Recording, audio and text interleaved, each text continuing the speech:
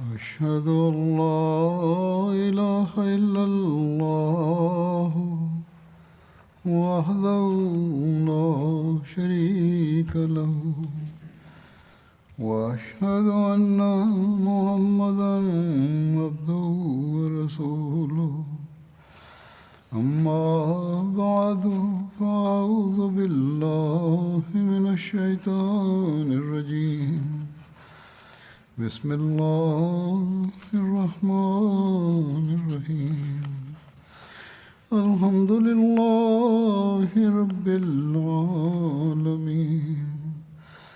الرحمن الرحيم مالك يوم الدين إياك نعبد وإياك نستعين اهدنا الصراط المستقيم صراط الذين أنعمت عليهم غير المغضوب عليهم ولا الضالين.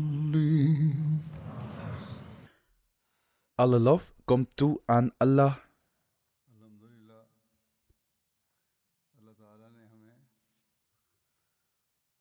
die ons in staat stelde om vorige week de Jalsa Salana UK te houden.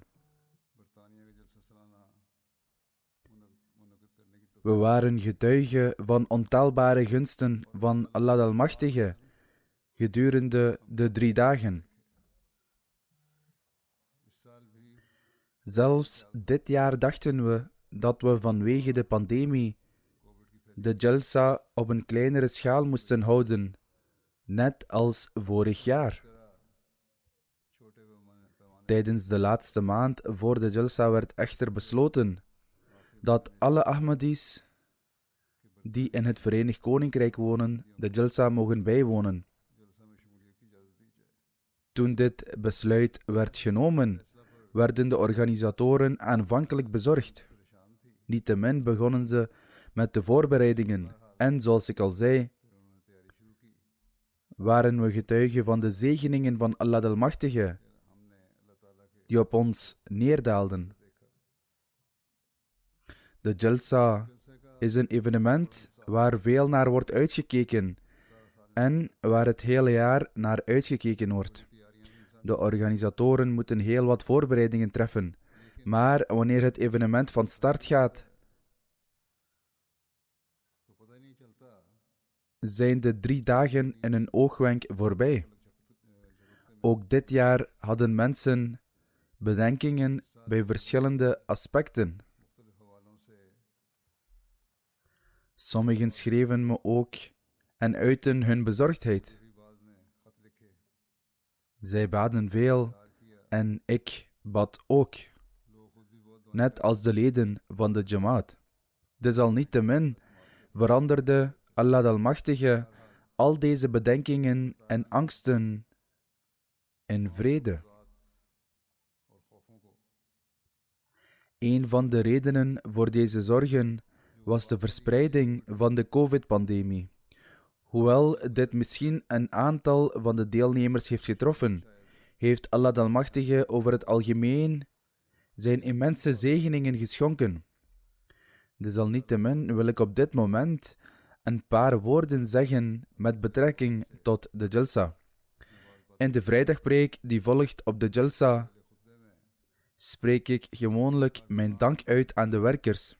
Vertel ik over de gevoelens van de deelnemers en noem ik ook de zegeningen van Allah de Almachtige met betrekking tot de Jalsa.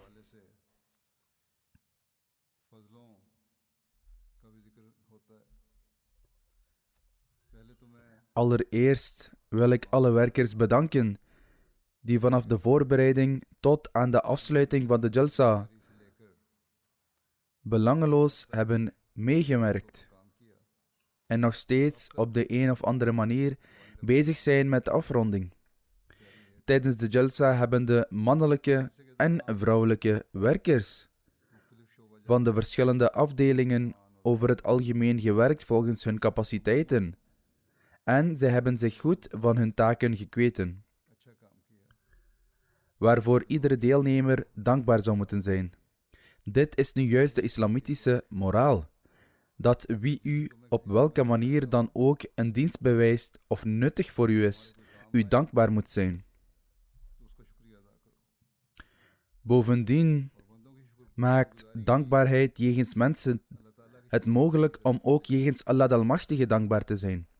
Kinderen, volwassenen, vrouwen en meisjes, allen deden hun uiterste best om hun verantwoordelijkheden na te komen. Er werden enkele tekortkomingen en zwakheden waargenomen. Dergelijke tekortkomingen kunnen echter voorkomen in zulke grote arrangementen. Niettemin is het de verantwoordelijkheid van de organisatoren om deze zwakheden en tekortkomingen weg te werken. Zo zijn er bijvoorbeeld enkele klachten binnengekomen over de afdeling van Lajna die het eten serveert, en ook over enkele andere aspecten. Ik stuur de brieven die ik hierover heb ontvangen door naar de organisatoren, zodat zij deze tekortkomingen ook in hun rode boekje kunnen noteren. Elke afdeling zou moeten proberen hier iets aan te doen en hun organisatie het volgende jaar te verbeteren. Desalniettemin hebben de vrijwilligers over het algemeen zeer hard gewerkt en zich goed van hun taken gekweten. Ook de kinderen hebben zich goed van hun taak gekweten en ik wil hen allen daarvoor hartelijk danken. MTA zorgde ook voor een zeer goede verslaggeving van de Jalsa. Deze keer hebben ze zelfs de hele studio zelf voorbereid. En zo enkele duizenden ponden bespaard.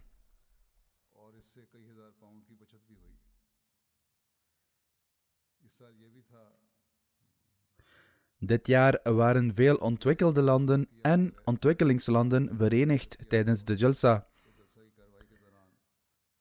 waardoor degenen die hier zaten ook hun broeders in andere landen konden zien. Er was een eenheid waarvan we getuigen waren door de cameralens van MTA. Dit is een grote zegen van Allah de Almachtige. En hiervoor verdienen de werkers van de MTA onze dankbaarheid, omdat zij de eenheid van de Jamaat via MTA aan de hele wereld hebben laten zien en de tegenstanders het zwijgen hebben opgelegd. Niettemin zal ik nu de indrukken van sommige niet-Ahmadis en ook Ahmadis presenteren. Ik zal de zegeningen van Allah de Almachtige noemen, hoe hij de boodschap van islam aan de wereld heeft overgebracht door middel van de Jalsa. Abu Bakr Sini Sahib van Niger is een niet-Ahmadi geleerde.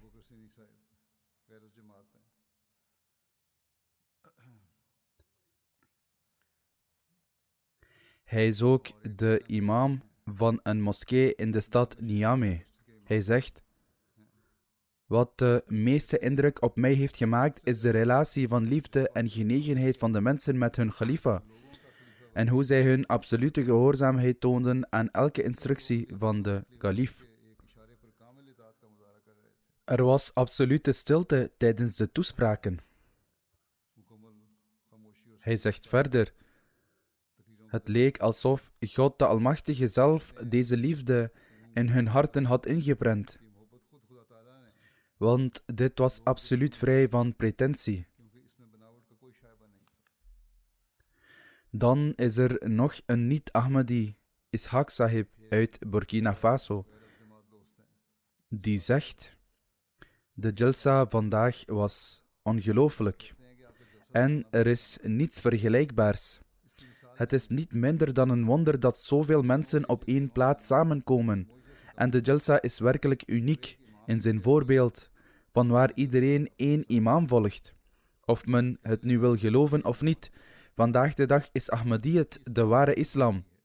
En de dag is niet ver meer dat de mensen deze waarheid zullen erkennen en tot haar kudde zullen toetreden. Dit zijn de indrukken van niet-Ahmadis, die moslims zijn en die Allah de Almachtige naar ons toeleidt. Er is een niet-Ahmadi Syriër in Frans-Guyana die voor het eerst getuige was van de Jalsa. Er waren in de moskee regelingen getroffen voor de Arabisch sprekende mensen om te kijken via MTA Al Arabiya. Hij zegt, dit is de eerste keer dat ik de boodschap van de gemeenschap hoor. En het is ook de eerste keer dat ik naar een toespraak van uw kalief heb geluisterd. Ik ben zeer onder de indruk dat er binnen de moslims zo'n organisatie bestaat die de ware boodschap van de islam aan de wereld uitdraagt en die over de hele wereld opereert onder de eed aan één kalief. Ik zal zeker meer lezen over uw gemeenschap en verder onderzoek doen. Een andere niet-Ahmadi-moslim uit Frans-Guyana was aanwezig om naar de Jalsa te luisteren. Hij zegt, dit was de eerste keer dat ik naar de Jalsa Salana UK luisterde en ik ben erg onder de indruk. Uw Jamaat is een internationale gemeenschap. Ik kom oorspronkelijk uit Guinea-Conakry. Tijdens de Jalsa zag ik hoeveel mensen via de livestream deelnamen aan de Jalsa. Maar ik kon Guinea-Conakry niet zien. Ik had daar nog maar net aan gedacht toen ineens de video van de gemeenschap in Guinea-Conakry op het scherm verscheen. En ik verheugd was om te zien dat jullie daar ook een gemeenschap hebben. Vervolgens zegt hij, de rechten van vrouwen waar uw kalief het over had, maakten me echt trots om moslim te zijn.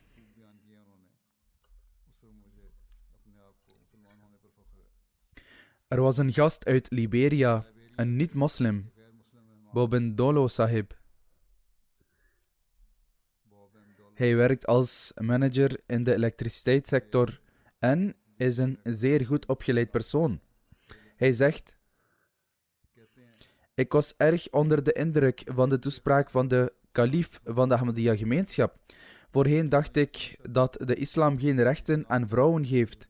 Maar na het beluisteren van deze toespraak vandaag heb ik geleerd dat de rechten van vrouwen in de islam zeer gedetailleerd zijn vermeld.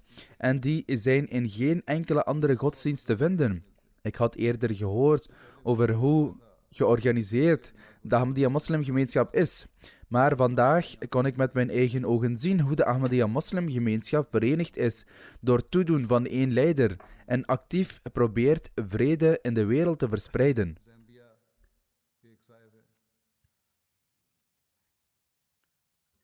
Kate Bule Sahib uit Zambia, die pastoor is, zegt: ik heb geluisterd naar de afsluitende toespraak van uw kalief op de laatste dag van Jalsa Salana en ik was er echt door geroerd. De toespraak van uw kalief was verbazingwekkend. Ik was me totaal niet bewust van de manier waarop de islam rechten toekent aan vrouwen. Ik was onder de indruk dat de islam vrouwen hun rechten ontneemt en hen geen enkele vrijheid geeft. Ik geloofde dat de islam de vrouw tot haar huis beperkt. Maar na het beluisteren van de toespraak van vandaag is mijn mening volledig veranderd. Ik schaam mij er helemaal niet voor om te zeggen dat het christendom vrouwen niet de rechten heeft gegeven die de islam hun heeft gegeven. Dit is een christelijke dominee die dit zegt. Vervolgens zegt hij, de rechten die de islam aan vrouwen heeft gegeven, die heeft een christendom hun niet eens gegeven. Wij doen onze vrouwen nodeloos onrecht aan en beschouwen hen als onze dienaressen. Uw kalief heeft volkomen gelijk toen hij zei dat mannen op de een of andere manier hun rechten kunnen verwerven door middel van hun kracht. Vandaag heb ik geleerd dat de islam geen extremistische leringen geeft, maar dat de leringen van de islam juist heel mooi zijn.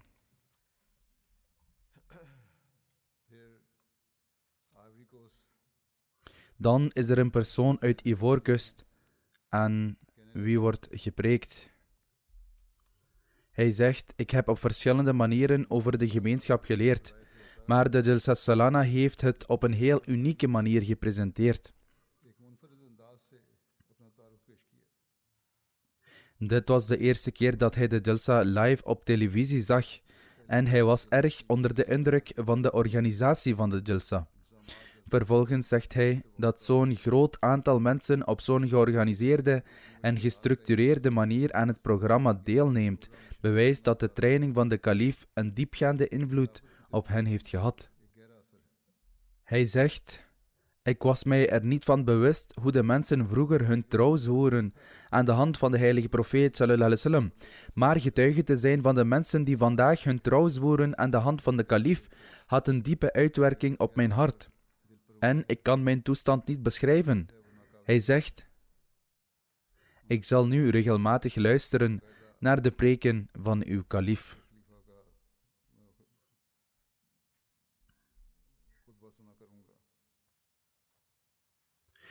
De vertegenwoordiger van de immigratiedienst van Congo-Kinshasa kwam naar de Jalsa kijken.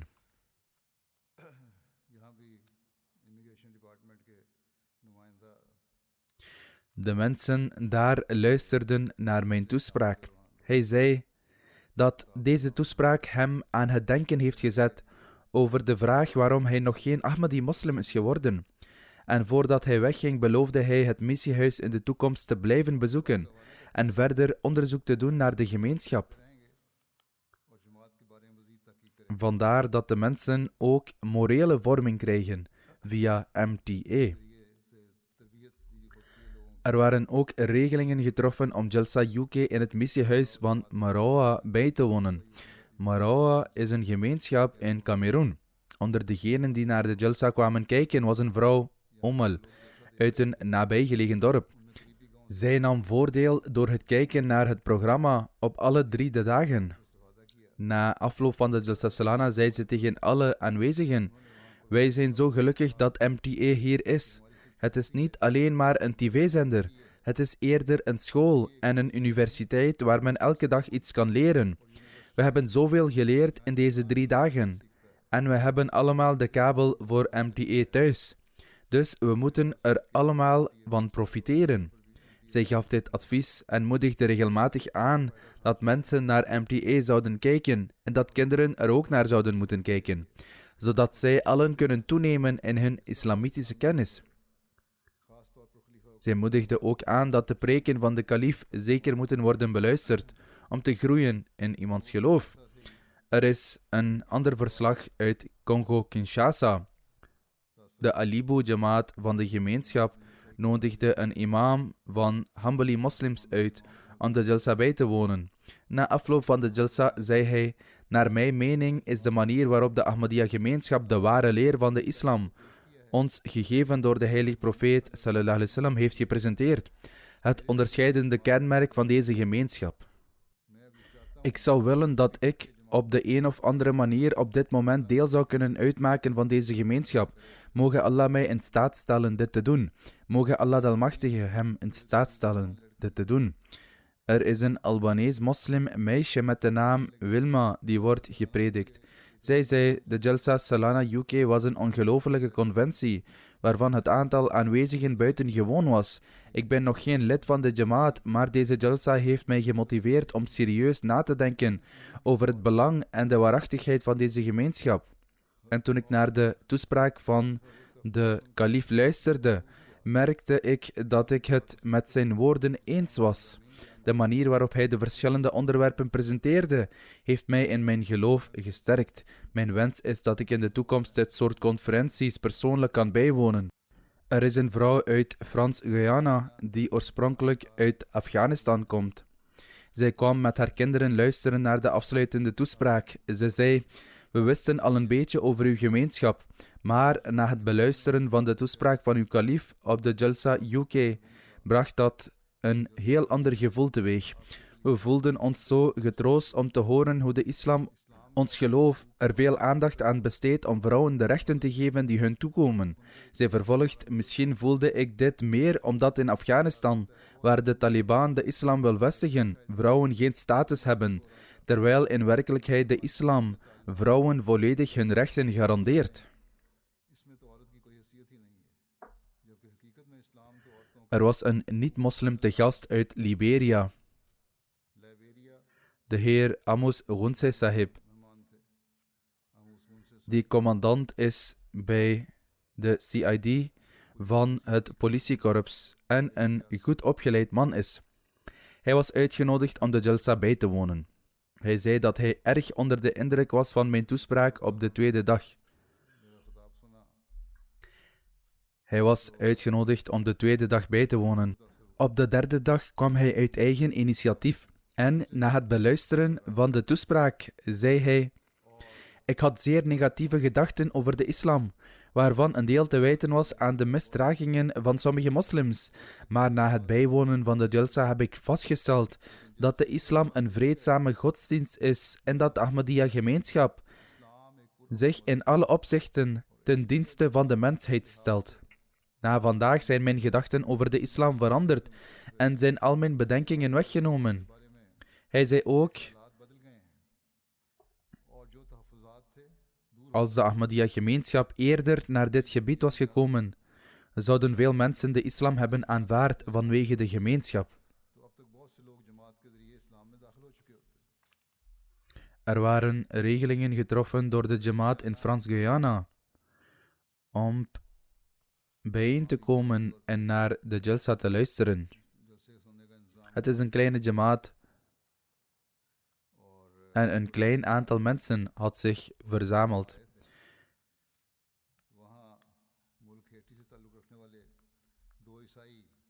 Twee christenen uit Haiti, voor wie gepreekt wordt, kwamen daar luisteren naar de slottoespraak. Zij zeiden: wij waren verbaasd over het onderwerp dat uw kalief koos om over te spreken, namelijk de rechten van de vrouw, omdat dit hetzelfde onderwerp is als waarover wij de afgelopen 2 dagen onder elkaar hebben gediscussieerd, ons afvragend wat de islam zegt over de rechten van de vrouw. Wij waren ons er niet van bewust dat de islam zo'n volledige en uitgebreide leer geeft over de rechten van de vrouw. Als wij vandaag de toespraak van uw kalief niet hadden gehoord, dan hadden wij misschien nooit kennis genomen van deze mooie en volledige leringen. In de huidige tijd wordt er veel gezegd over de rechten van de vrouw. Maar alleen de islam verklaart werkelijk de verantwoordelijkheden van zowel mannen als vrouwen. Deze dagen lezen zij het boek Het leven van Mohammed en hebben ook om meer literatuur gevraagd. Er is ook een verslag uit Mauritius, waar leden bijeenkwamen om naar de Jalsa te luisteren. Een parlementslid, Tania Diole Sahiba, was ook aanwezig. Zij is ook de parlementaire privésecretaris. Zij zegt: wat een verbazingwekkende tafereel. Ik had een prachtige ervaring toen ik getuige was van de gebeurtenissen van de Ahmadiyya-moslimgemeenschap en hun cultuur.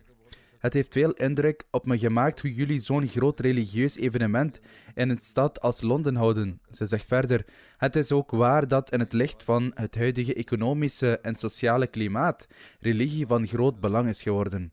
Het is een grote prestatie om zo'n grote bijeenkomst te hebben waar mensen samenkomen om zichzelf te evalueren voor een spiritueel doel. Dit is vooral waar omdat we allemaal een tijd doormaken waarin de wereld met vele crises wordt geconfronteerd.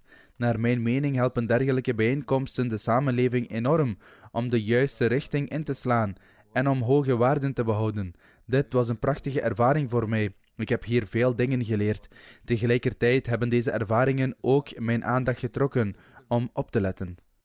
Ook nieuwe bekeerlingen tot Ahmadiyyat hebben hun ervaringen gedeeld.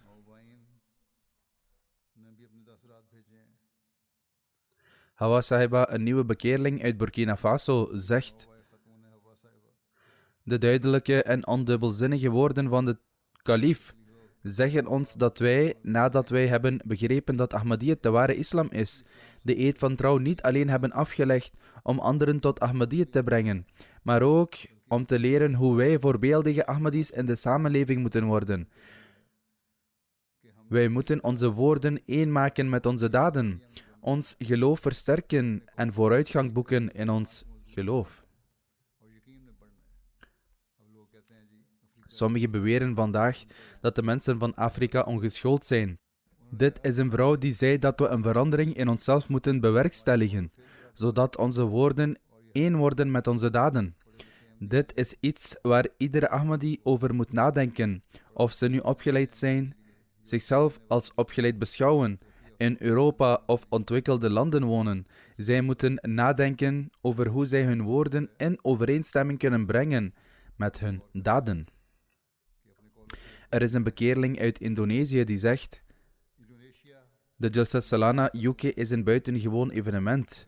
Ze zegt verder: ik ben een nieuwe bekeerling En dit is een kans voor mij om te groeien in mijn spiritualiteit als deel van deze goddelijke gemeenschap. Ik heb gezien dat mensen in dromen komen om deel te nemen aan deze gezegende Jalsa. Hoewel ik deze Jalsa alleen op televisie heb gezien, waren mijn hart en geest aanwezig bij de Jalsa in het Verenigd Koninkrijk. Deze Jalsa heeft mijn geloof in deze goddelijke gemeenschap vergroot en ik zal mezelf in de toekomst blijven verbeteren.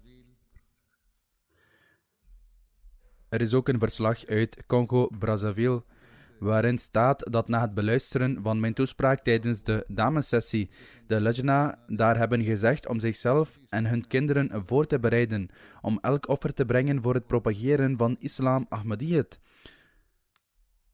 Een nieuwe bekeerling onder hen zei ook: wij hebben 3 dagen in een spirituele sfeer doorgebracht, maar wij verlangen dat elke dag zo zal zijn, zodat wij van deze spirituele omgeving kunnen blijven genieten. Een nieuwe bekeerling uit Indonesië. Eri Himawan Sahib zegt: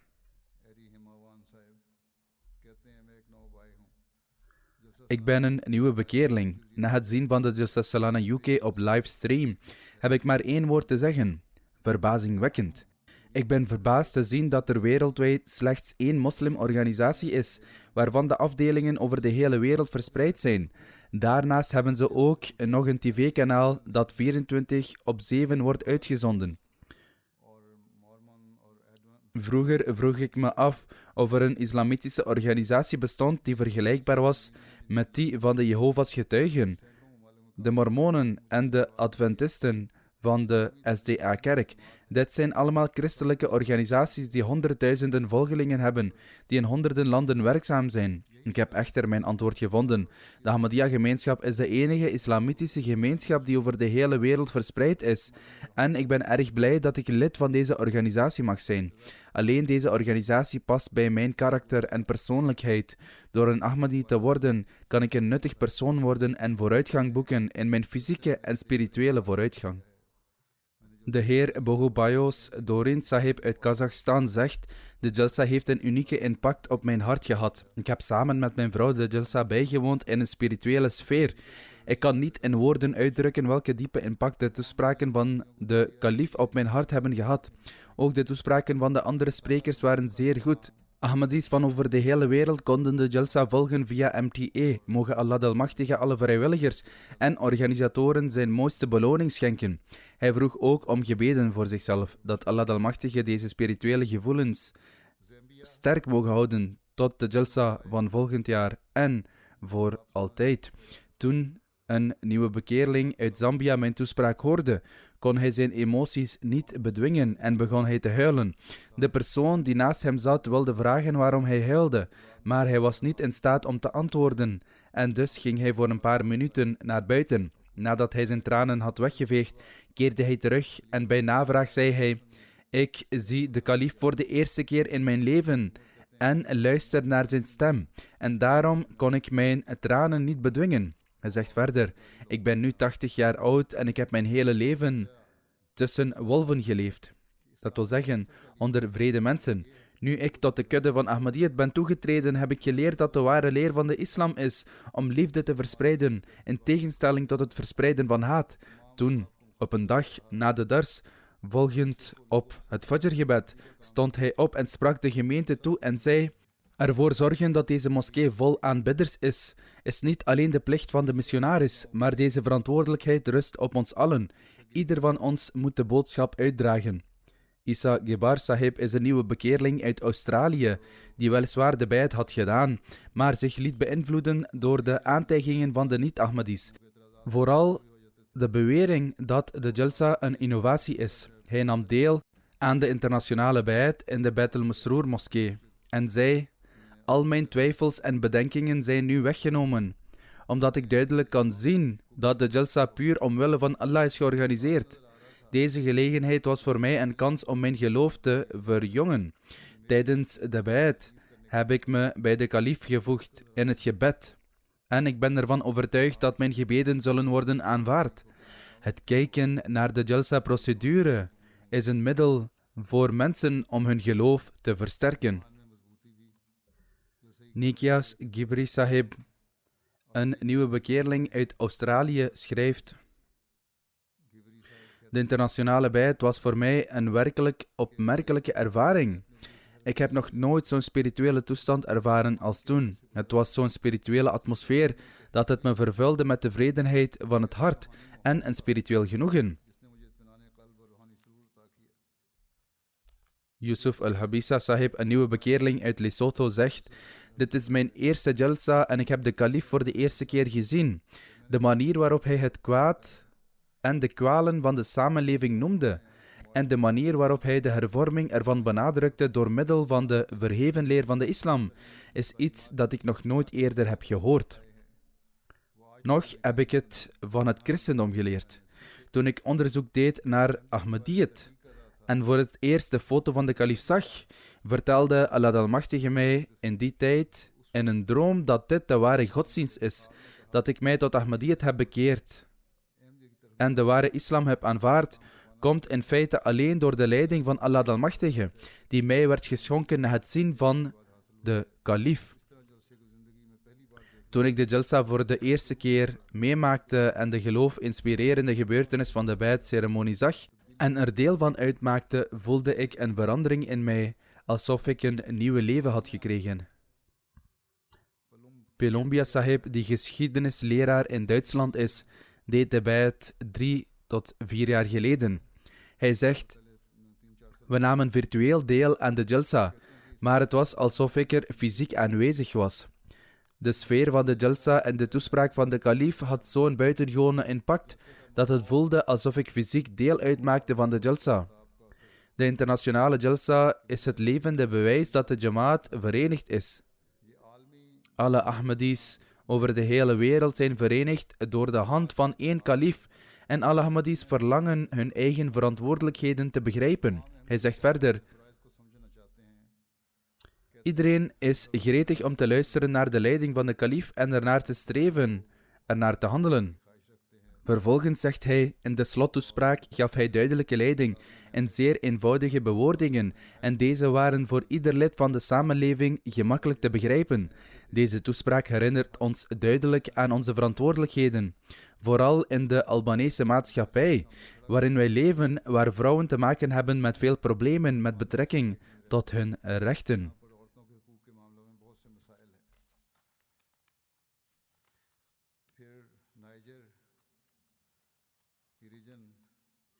Vervolgens zegt Gunarumji Sahiba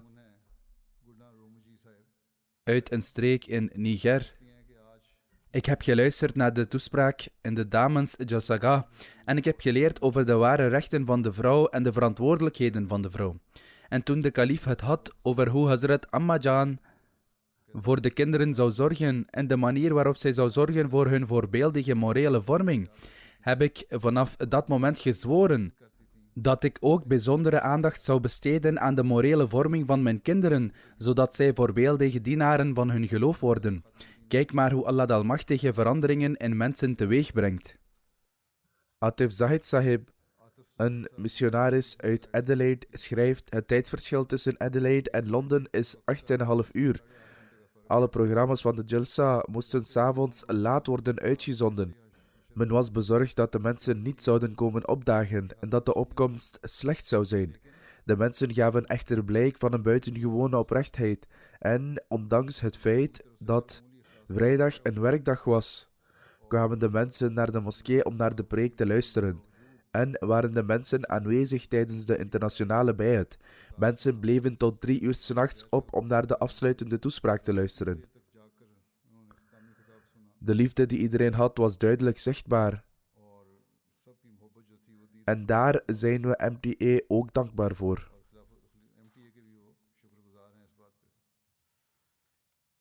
Gulyan Ai Makina Sahiba uit Kazachstan schrijft: Met de zegen van God is de Jalsa met succes afgesloten. De toespraken van de kalif en ook de toespraken van andere sprekers over een hele reeks onderwerpen waren zeer interessant en nuttig.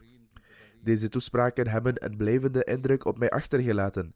Ik heb ook nieuwe manieren geleerd om de boodschap van de islam uit te dragen. Ik ben er zeker van dat de andere toehoorders ook antwoorden op hun vragen hebben gekregen. Door deze Jalsa heeft Allah de Almachtige mij in staat gesteld om mijn belofte van trouw te herbevestigen. Mogen Allah de Almachtige de harten en ogen van de mensen openen en mogen zij de gelegenheid krijgen om de ware leiding te aanvaarden. Shema Qasim Sahiba uit Jemen zegt: we keken naar de Jalsa-procedure. Het leek alsof we ons in het paradijs bevonden en dat de zon van de islam als het ware opnieuw over ons heen scheen en onze harten en zielen nieuw leven ingeblazen kregen. De geest van het ware geloof, de liefde, de eenheid en de moraal werd in ons geblazen. Fysiek waren we misschien ver van elkaar verwijderd, maar onze harten waren vlak naast u. We waren allen onder hetzelfde dak aanwezig en niemand behalve een Ahmadi kan deze gevoelens voelen. Ondanks het feit dat er op dit moment stortregens zijn in ons land, was het weer tijdens de 3 dagen van de Jalsa perfect in orde. Bij de gratie van Allah waren we in staat om alle Jalsa-procedures te volgen. O Allah, zegen Khilafat tot in de eeuwigheid, want zonder Khilafat hebben wij geen bestaan en geen doel in het leven. Dan zegt een andere Arabische dame, Dua Sahiba uit Kababir: ik heb geprobeerd notities te maken van uw toespraken. Ik ben u zeer dankbaar voor de aandacht die u in uw slottoespraak hebt gevestigd op de rechten van de vrouw. Ik ben een volgeling van die religie die mijn rechten en gevoelens waarborgt. Ik ben er trots op dat ik al deze punten aan mijn niet-moslimvrienden kan doorgeven. Vervolgens hebt u ons geïnformeerd over de rechten van mannen, vanuit het perspectief van een vrouw, aan de hand waarvan ik kan beoordelen of ik al dan niet de rechten heb vervuld die mijn vader, broers of mijn echtgenoot toekomen. Tijdens de bei'at-ceremonie voelde het alsof we bij de kalif waren en alsof er geen land of oceaan was die ons scheidde. Ik was zo blij dat het nabij was dat mijn hart zou barsten door alle emoties.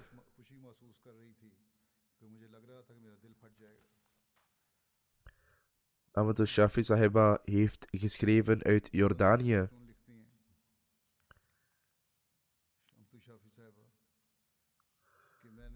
Ik beluisterde uw toespraak op de openingsdag van Jalsa en toen ik me bewust werd van onze immense verantwoordelijkheden, begon mijn hele lichaam te beven. Tijdens het programma op de tweede dag was ik getuige van de liefde die Ahmadis uit het dorp Waganda hadden voor de beloofde Messias ﷺ en de kalif.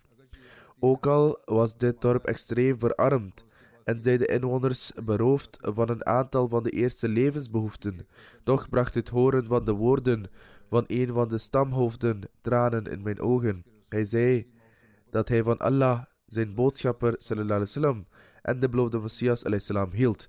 Hoewel deze woorden die hij uitsprak zeer eenvoudig waren, hadden ze een diepe impact op mijn hart. Marwa Abdullah Sahiba uit Egypte schrijft: Amirul Mu'minin, uw toespraken en de toespraken van de verschillende sprekers hebben onze harten verrijkt met de rijkdom van spiritualiteit. Gedurende deze tijd begon ik geestelijk in de hemel te vliegen en verlangde ik ernaar mijn Heer te ontmoeten. Het is mijn innige wens om het stadium te bereiken dat u noemde en waarin de ziel in vrede is. Mijn hart verlangt dat ik zo verzonken raak in de liefde van God en in mijn vurig verlangen hem te ontmoeten, dat ik mij totaal niet meer bewust ben van wat er om mij heen gebeurt. Hoewel mijn fysieke lichaam zichtbaar zou zijn voor de mensen, zou mijn ziel echter zweven in de hemelse verblijfplaats van God en de liefde van zijn boodschapper, sallallahu alaihi wasallam. De Arabieren hebben de bijzondere eigenschap dat zij hun woorden goed kunnen verwoorden, om uitdrukking te geven aan hun oprechtheid en trouw. Mogen Allah de Almachtige haar in staat stellen vooruitgang te boeken in haar geloof en overtuiging. Nazlan Azghan Sahib uit Maleisië is een nieuwe Ahmadi. Hij is zeer nederig en leeft een zeer eenvoudig leven en zijn financiële situatie is niet erg goed. Hij had niet genoeg geld om de Jalsa op het internet te bekijken. Dus plukte hij wat mango's van de boom tegenover zijn huis en verkocht ze. Van het geld dat hij met de mango's had verdiend, kocht hij internetgegevens en keek vervolgens naar de Jalsa. Sini Balte Sahib, een niet-Ahmadi vriend uit Guinea-Bissau, woonde de Jalsa bij. Hij zei: tot op de dag van vandaag heb ik nog nooit zo'n programma gezien, waarin mensen met zoveel liefde en respect naar hun leider luisteren. Ook de scènes van de internationale bei'at waren buitengewoon mooi. Hij had alleen de taferelen gezien van de internationale bijt waar de gehele jamaat in één hand verenigd was. Hij verklaart verder: na getuige te zijn geweest van deze taferelen ben ik ervan overtuigd dat de Ahmadiyya Jamaat uiterste gehoorzaamheid toont aan haar kalif. En dit is het geheim van haar succes. De Ahmadiyya Jamaat is inderdaad een ware Jamaat en jullie zijn allen op de juiste weg. Soraya Gomez Sahiba uit Mexico zegt: ik had de gelegenheid om naar de verschillende toespraken van Jalsa Salana UK te luisteren. Ik vond de afsluitende toespraak het meest interessant, waarin de rechten van vrouwen werden genoemd en hoe we de sfeer in onze huizen kunnen verbeteren. Ik zal proberen om deze islamitische leerstellingen in mijn leven te implementeren. Afgezien daarvan werd ik zeer emotioneel ter gelegenheid van de bijt-ceremonie en die gevoelens zijn niet in woorden uit te drukken, maar ik ervoer grote vreugde en vrede. Nieuw Ahmadi uit Guinea-Bissau bracht haar niet-Ahmadi-vriend Zebun Nisa mee om de Jalsa bij te wonen.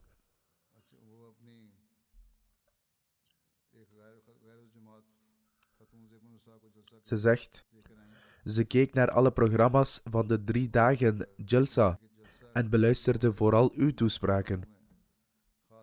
Op de laatste dag kondigde zij aan in de moskee: ik had veel bedenkingen tegen de Ahmadiyya Jamaat, maar na het horen van de toespraken van uw kalif zijn al mijn bedenkingen weggenomen. En ik kondig aan dat ik toetreed tot de Ahmadiyya Jamaat en ik zal ook mijn zoon toewijden om de Ahmadiyya Jamaat te dienen.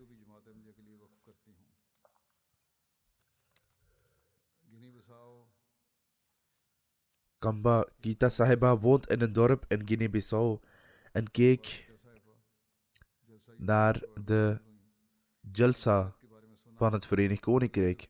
Toen ze hoorde over de internationale bijt, informeerde ze bij de plaatselijke muallim naar meer details.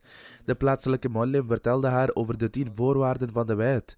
Hierna nam zij deel aan de bijt-ceremonie en herhaalde alle woorden van de bijt en beluisterde ook de afsluitende toespraak. Aan het einde zei ze: ik heb Ahmadiyyat aanvaard zodra de internationale bijt plaatsvond, maar na deze toespraak wil ik aankondigen dat als er iemand is die vandaag de moslim-umma kan redden, het Khilafat Ahmadiyya is. En vandaag kondig ik aan dat ik in de schoot van Ahmadiyyat treed.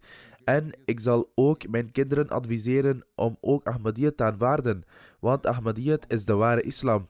De missionaris die in Congo-Brazzaville werkt, schrijft dat verschillende jamaats de gelegenheid hadden om gezamenlijk alle handelingen van de Jalsa live te volgen op MTA Afrika en dat de toespraken een impact hadden op veel mensen.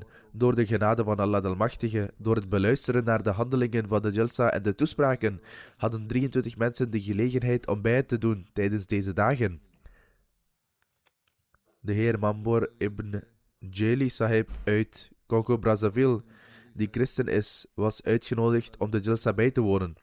Hij heeft de Jalsa 2 dagen lang bijgewoond en zei: de afgelopen 2 dagen heb ik geluisterd naar de rechten die ik Allah en zijn schepping verschuldigd ben, naar gerechtigheid en het zoeken naar vergeving, die diep in mijn hart verankerd zijn geraakt. Ik ervaar een verandering in mezelf. In onze kerk wordt ons niets verteld, behalve hoe we toverspreuken kunnen afweren of van boze geesten af kunnen komen. Ik heb besloten tot uw jamaat toe te treden omdat ik hier een geestelijke rust ervaar. En zo deed hij de bijt en trad toe tot de gemeenschap.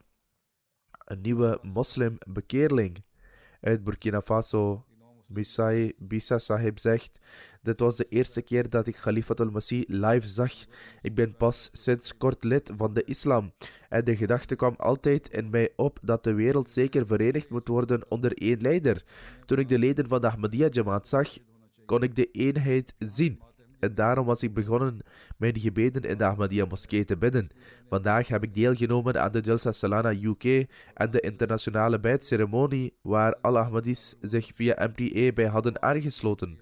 Na dit alles meegemaakt te hebben voelde ik me in vrede en het idee dat iedereen zich onder één hand moet verenigen, iets waar ik altijd over na zou denken, was iets waarvan ik voor mijn ogen getuige kon zijn. En ik vond het antwoord op deze vraag. Aldus kondig ik aan dat ik Ahmadiyyat aanvaard en ik zal ook mijn familieleden vertellen om de kalif te volgen. De voorzitter van de Jamaat in Sri Lanka schrijft over een gebeurtenis van aanvaarding van Ahmadiyyat. Hij schrijft: in de plaatselijke Jamaat werden regelingen getroffen om gezamenlijk de Jalsa-procedure te bekijken. Ondanks de moeilijke omstandigheden waarin het land verkeert en de extreme vervoersmoeilijkheden waren 50 mensen, waaronder Ahmadis en niet-Ahmadis, aanwezig in het Jamaat-centrum in Colombo en keken naar de Jalsa en de internationale bijtceremonie. Bij deze gelegenheid deden 2 mensen de bijt en traden toe tot de Jamaat. Evenzo hebben leden gezamenlijk de Jalsa via livestreaming in Negombo, Pasiala en Polonnaruwa bekeken en alle programma's werden in het Tamil vertaald. Als gevolg van deze programma's kregen 4 mensen de gelegenheid om Ahmadiyya te aanvaarden. Uit Albanië komt het bericht dat de procedures live op YouTube werden afgespeeld in het Albanees en dat deze werden bekeken door Albanezen in Albanië, Kosovo, Macedonië, Duitsland enzovoort. Albert Sahib, die moslim is en momenteel onder tabligh is, nam voor de eerste keer deel aan de slotzitting van de Jalsa Salana UK. Na afloop van de Jalsa zei hij: de toespraak van Khalifatul Masih was gevuld met Koranversen, verhalen uit het leven van de heilige profeet sallallahu alaihi wasallam en de rationele argumenten, maar tegelijkertijd werd hij in zeer eenvoudige bewoordingen uitgesproken. De beschuldigingen die mensen uiten met betrekking tot de rechten van vrouwen werden allemaal beantwoord in deze toespraak. Na een korte tijd daarvandaan te zijn vertrokken, belde hij op en bleef zijn gevoelens uiten met betrekking tot de Ahmadiyya Jamaat en de Jalsa. Hij zei: de Ahmadiyya Jamaat is de ware islam. Toen de 10 voorwaarden van Bayat werden genoemd, verwees hij naar een boek van de Jamaat in de Albanese taal, waarin de 10 voorwaarden van Bayat werden genoemd. En hij zei dat hij ze had gelezen en nu klaar was om tot de Jamaat toe te treden. En zo trad hij tot de Jamaat toe. De plaatselijke moslim uit Congo-Brazzaville schrijft: de echtgenoot van Jokostovi had reeds Ahmadiyyat aanvaard. En het was zijn wens dat zijn vrouw ook de islam zou aanvaarden. Hij preekte en bad voor haar, maar zijn vrouw was niet bereid de kerk te verlaten. Zij werd uitgenodigd om de Jalsa bij te wonen. Zij woonde alle 3 dagen van de Jalsa bij. Op de laatste dag van de Jalsa zei zij: de laatste 3 dagen heb ik vergeleken wat mijn priester en uw kalif zeggen. Ik ben tot de conclusie gekomen dat de woorden van de kalif van grote betekenis zijn en dat elk woord dat hij zegt het hart binnendringt. Terwijl wij elke dag naar onze priester luisteren, maar nooit het gevoel hebben gehad dat zijn woorden ons hart hebben geraakt. En zo deed zij de bijt en trad toe tot de Jamaat. Dit waren slechts een paar verslagen die ik heb vermeld. Zoals u tijdens de Jalsa hebt kunnen zien, hebben ook vooraanstaande persoonlijkheden hun berichten gestuurd. In totaal werden 126 boodschappen ontvangen van diverse politici en leiders uit de hele wereld. Van deze berichten waren 101 videoberichten en 25 geschreven berichten, waaronder ook berichten van ministers en parlementsleden. Behalve uit het Verenigd Koninkrijk kwamen er berichten uit de Verenigde Staten, Canada, Sierra Leone, Oeganda, Liberia, Nieuw-Zeeland, Spanje en Nederland. In 53 landen, waaronder Europa, Afrika en Azië, die allemaal deelnamen aan de Jalsa UK, werden regelingen getroffen om via livestreaming te kijken.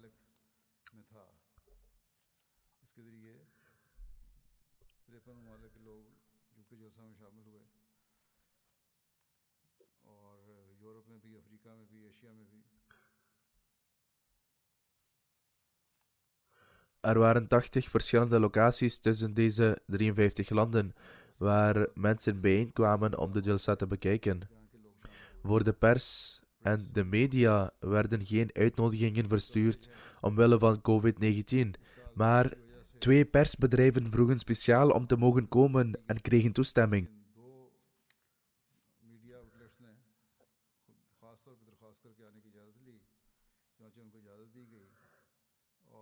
De persafdeling dacht dat het een enorme uitdaging zou zijn om de wereld te informeren over de Jalsa Salana. Maar Allah de Almachtige zorgde zelf voor de regelingen. En 2 mediabedrijven kwamen, waaronder de BBC en een andere zender.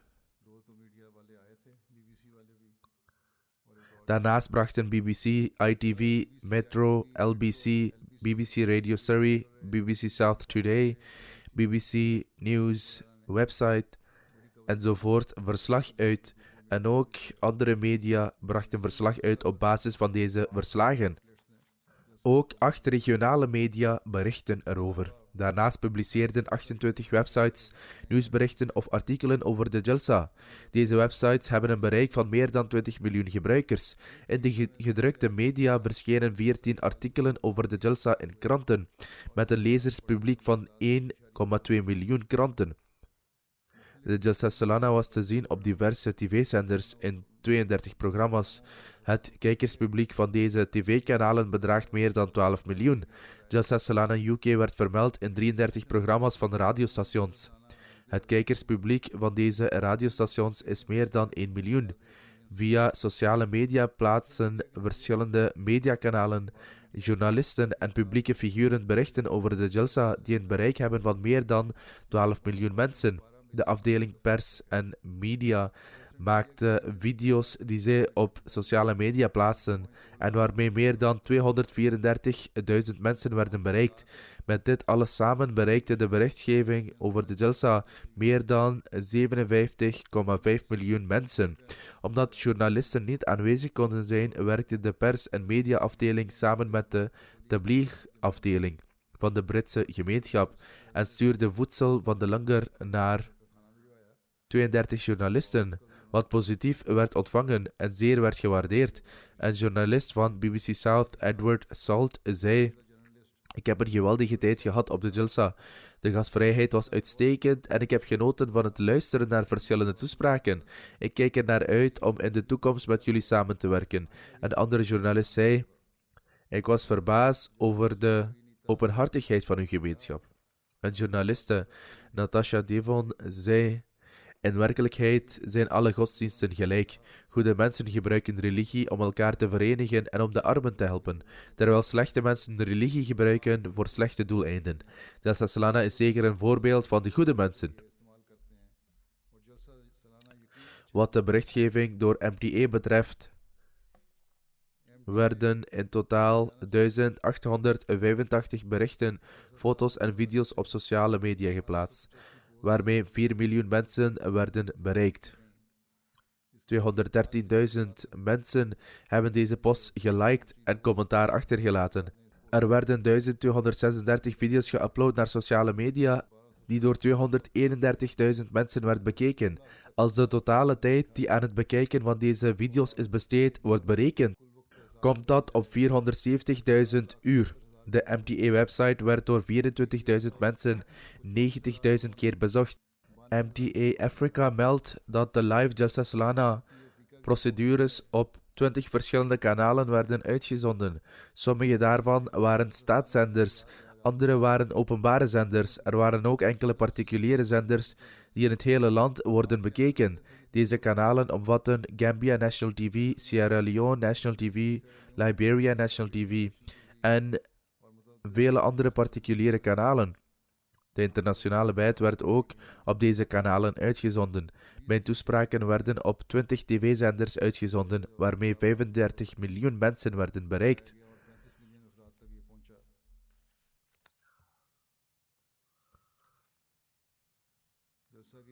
Naast de live verslaggeving van de Jalsa werden diverse nieuwsberichten over de Jalsa voorbereid en in heel Afrika uitgezonden.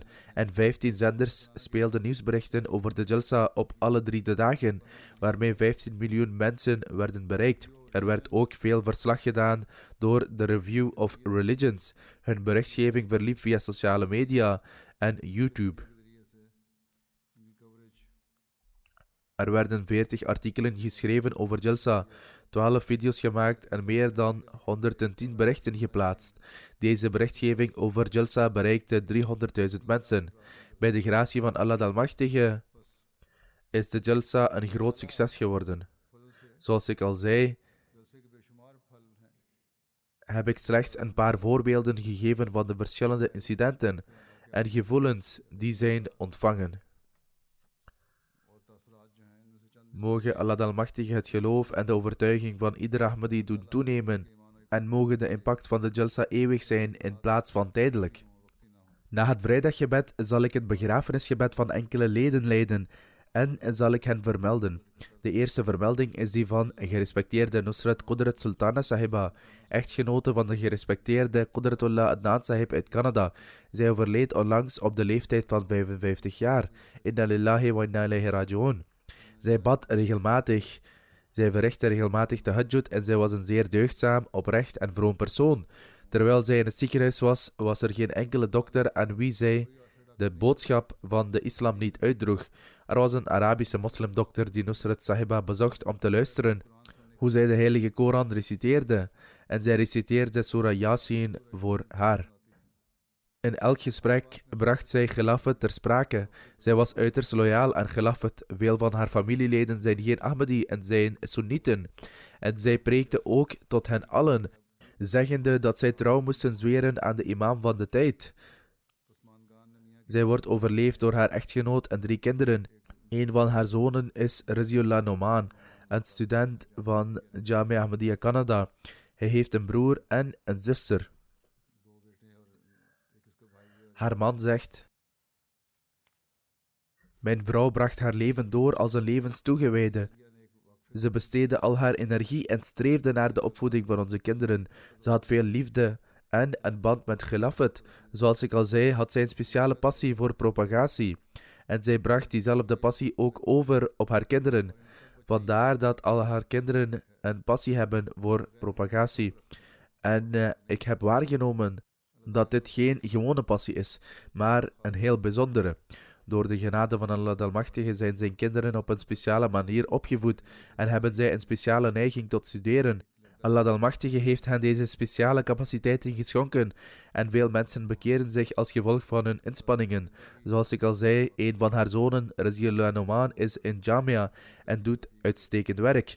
Mogen Allah Almachtige hem en al haar kinderen in staat stellen om ook in de toekomst altijd onzelfzuchtig het geloof te dienen en de erfgenamen te zijn van de gebeden van hun moeder.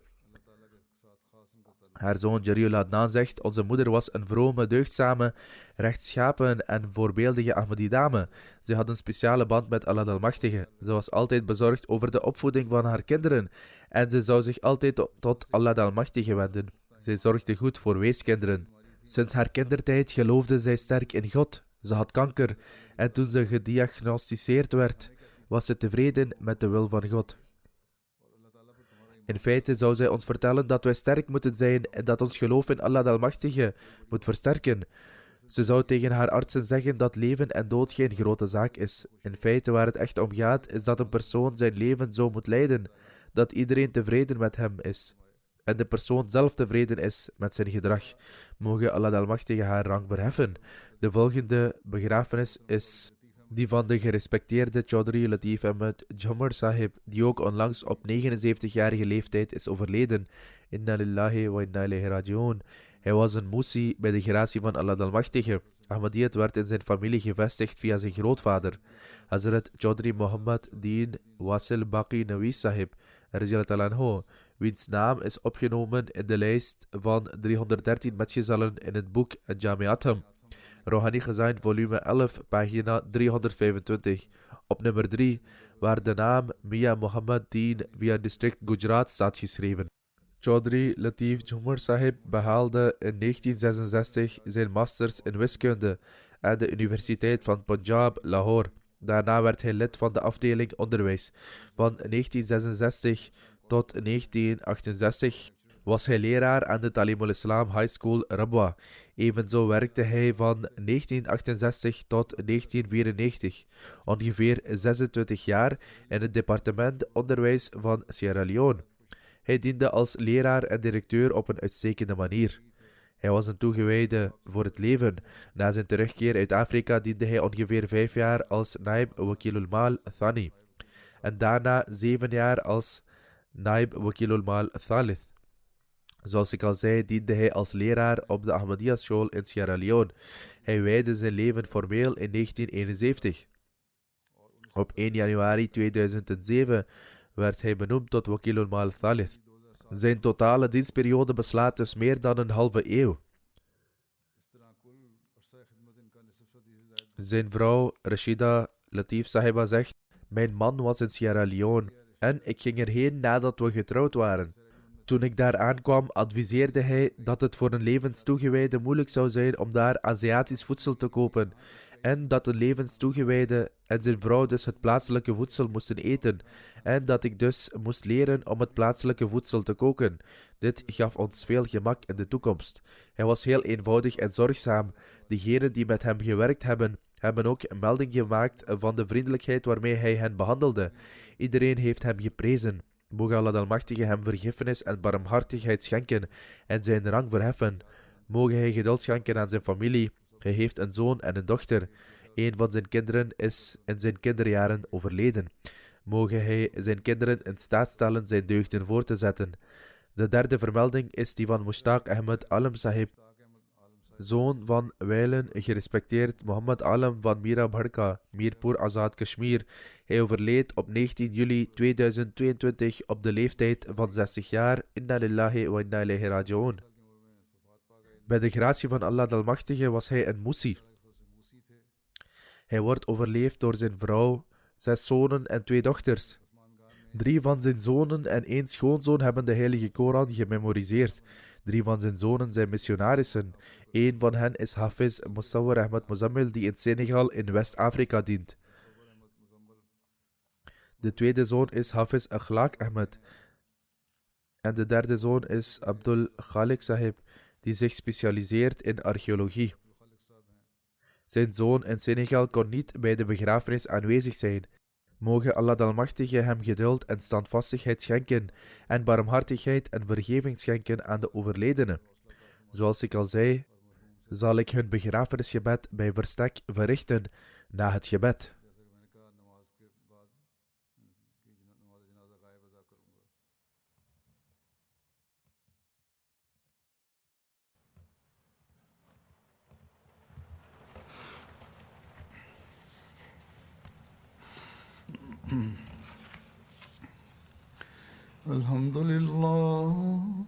الحمد لله نحمده ونستعينه ونستغفره ونؤمن به ونتوكل عليه ونعوذ بالله من شرور أنفسنا ومن سيئات أعمالنا من يهده الله فلا مضل له ومن يضلل فلا هادي له ونشهد أن لا إله إلا الله ونشهد أن محمدا عبده ورسوله عباد الله رحمكم الله إن الله يأمر بالعدل والإحسان وإيتاء ذي القربى وينهى عن الفحشاء والمنكر والبغي يعظكم لعلكم تذكرون اذكروا الله يذكركم وادعوه يستجب لكم ولذكر الله أكبر